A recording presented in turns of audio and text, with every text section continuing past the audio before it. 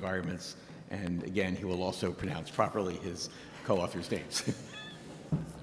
Okay, thanks for the introduction again. My name is Roberto Montano. I'm a PhD student from Interact Lab at the University of Sussex, and I'm going to present Erg-O. Virtual reality is becoming increasingly more realistic. As you can see in this video, people tend to react realistically when he's interacting with this kind of virtual environment. Poor guy.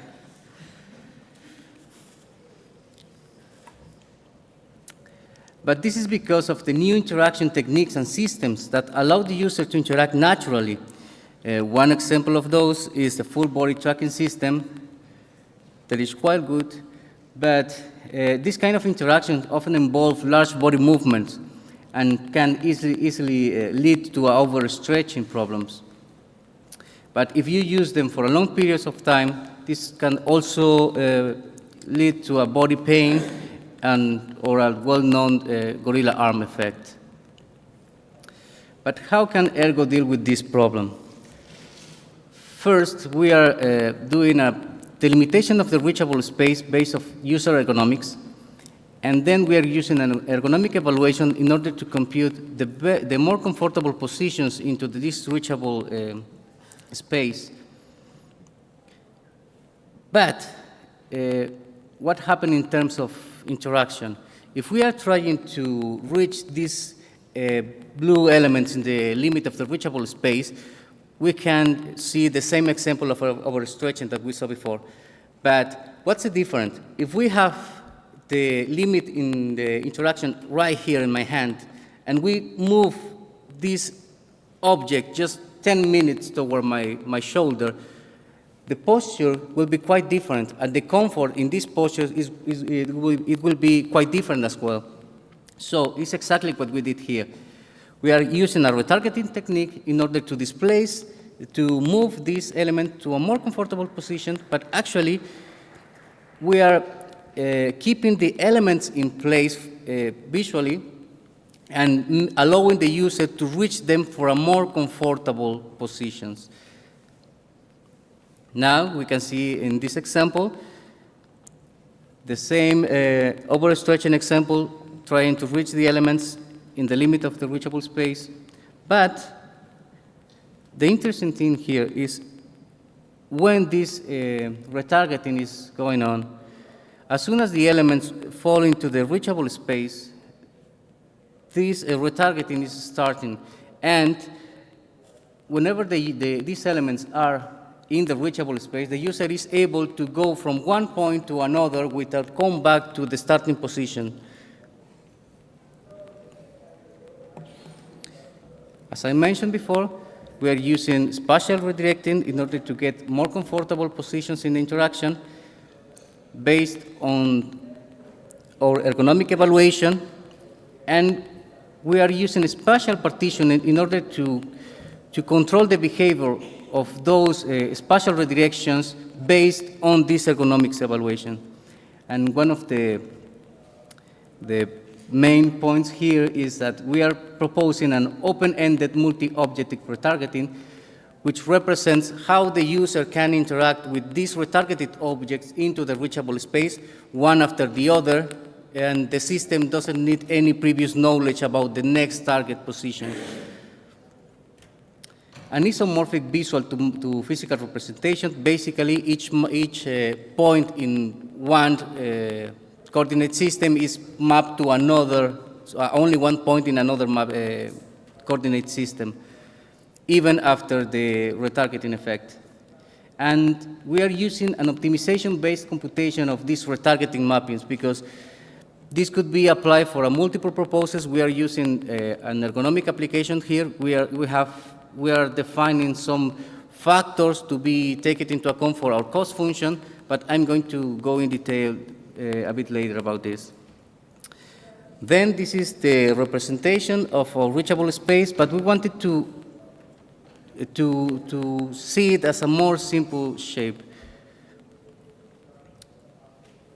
And if we keep this in mind, we still have our three elements in the original position on the right, and the elements after the retargeting on the left in the physical space. And then the spatial partitioning is applied, and it's going to be something like this. But as you can see, this spatial partition is based on thetaedrons, and each thetaedron is created in pairs. Each thetaedron in the physical space has his equivalent thetaedron in the virtual space. And as you can see, the shape of these thetaedrons, even if they are coupled, the shape can change. Why? Because the amount of the displacement that we induce after the retargeting is going to control the shape of these new thetaedrons. Now, let's see how this helps to our technique. If we have two different thetaedrons or two different shapes in our couple of thetaedrons, this can be represented local coordinate system. This is a quite interesting property of these thetaedrons because we can take the vectors along the edges and the vertices in the thetaedrons in order to create these coordinate systems. And how can we go from the positions in one coordinate system to another? Is basically creating these transformation matrices. And we can also multiply these transformation matrices to easily go from one point to another in both spaces, and you can check more about these kind of equations in the paper.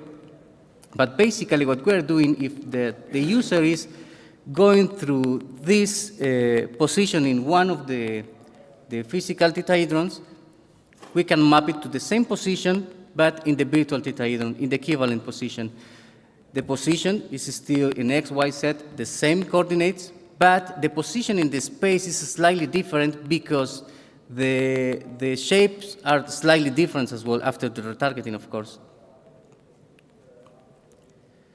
And how can we take advantage of this? How the navigation across these two slightly different thetaedrons can be done? So if the user touch one of the corners in the thetaedron, in the real one, the virtual hand is going to touch the same position in the virtual one. And as soon as the user navigates into these thetaedrons, the equivalent coordinates are going to be translated to the other one. Okay, this is how this looks like in 3D. One interesting thing here is that each thetaedron shares at least one phase with the neighbors' thetaedrons. This is quite cool because this can allow us a continuity in the interaction when the user is navigating from one thetaedron to another into the reachable space. And this is also avoiding these jumps between coordinate systems here. But some redirections may happen.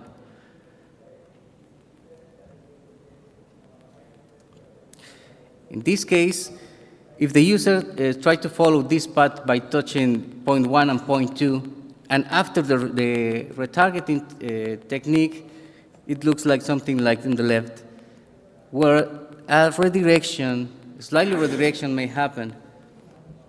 This is because of the amount of displacement that we are inducing by moving or moving this point caused by our retargeting technique.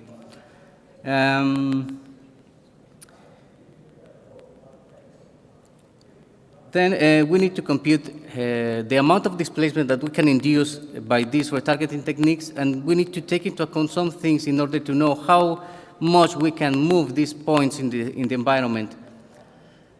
We are using our optimization-based retargeting, taking into account three main aspects. First, we wanted to make this retargeting more ergonomic. We wanted to reduce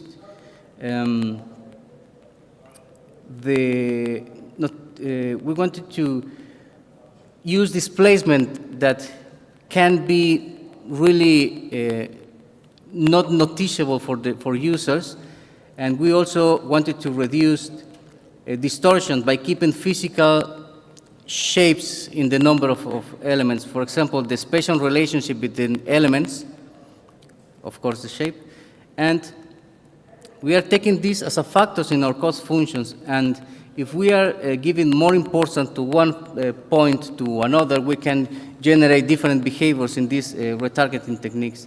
Let me tell you what we tried. The first one is an spatial consistency approach, which is basically retarget all these points as a group and getting a general value of comfort based on the linear search to maximize ergonomics. And basically, the shape is maintained. For the next one, we are relaxing a bit this shape limitation and let each element get the more comfortable score independently. Of course, the shape is not maintained, but we can get more improvements in ergonomics. We conduct a user study to evaluate our technique, and we use a selection task in VR environment. And we also evaluate the user perception by questionnaires at the end of each block. Let's see how this is behaved. We take into account 3 techniques in our factorial design: the spatial consistency, ergonomic, and natural interaction, which is the virtual hand selection. We also took into account 3 layouts. The first one is where the virtual elements are close to the more comfortable positions. We are not expecting too much improvements in comfort here. In the second one is where the elements are in the limit of the reachable space around the user. That this is a quite challenging scenario because we are expecting to have more improvements in comfort in some of those positions. And in the third one, the elements are spread in the environment. So the user needs to navigate across the environment in order to reach them. But the interesting effect here is as soon as the user is going through the environment, some of those points are falling into the reachable space, and the redirection is still happening if the user is still moving. So this effect can't affect probably interaction, but we wanted to know what happened there. Our results show that we found significant differences in terms of task completion time if we compare spatial consistent approach versus ergonomic in the layout 1 and 3.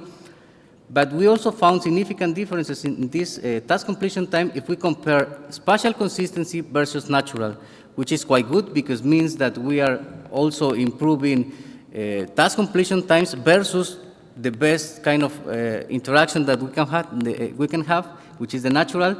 But even if we found no significant differences here, it's also good because this means that we are not worse than natural interaction. And we found significant differences in terms of ergonomy between ergonomic approach in the natural interaction in all the layout tested, which is quite good because that means that we are actually improving the ergonomy in the interaction. And we found no significant effects when we compare the results in the questionnaires in terms of comfort. And one of the users told us that probably the time was not enough to actually get tired.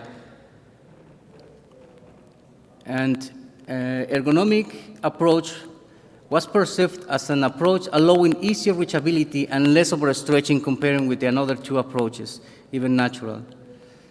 And this is quite nice because even if the user is suffering some redirections when interacting, the users report that they felt more sense of control when using our techniques comparing with the natural interaction.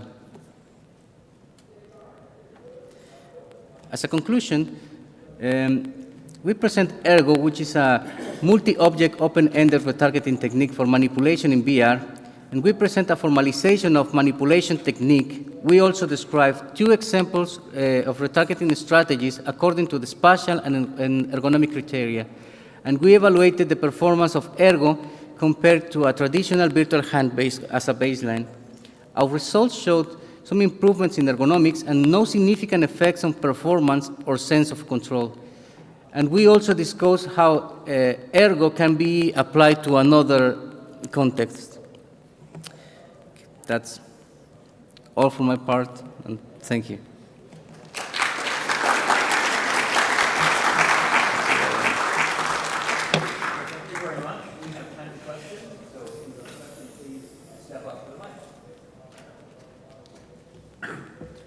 Hi, Sean Fulmer, Stanford University. Nice talk, really, really interesting. So I'm wondering if you could talk a little bit more about the spatial partitioning. And yes, it perceives, or sorry, it makes their continuity between these partition spaces in terms of points on the edges, but I assume there would be some discontinuity in terms of velocity or acceleration. And how do people perceive this? And have you looked at techniques that could work for more continuous mappings between these spaces or points?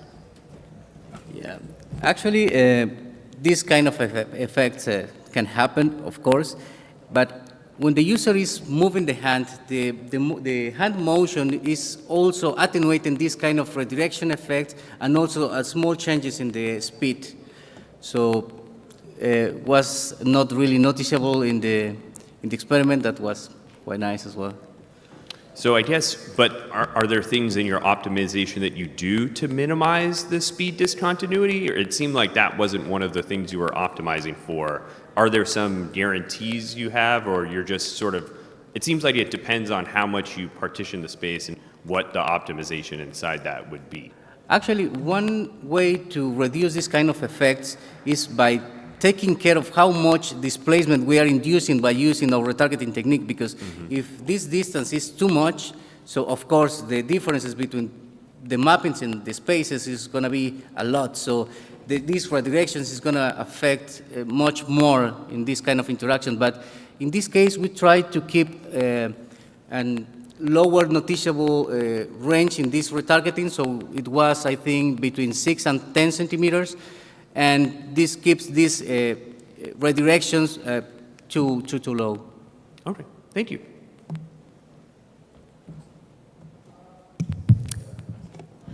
Hi.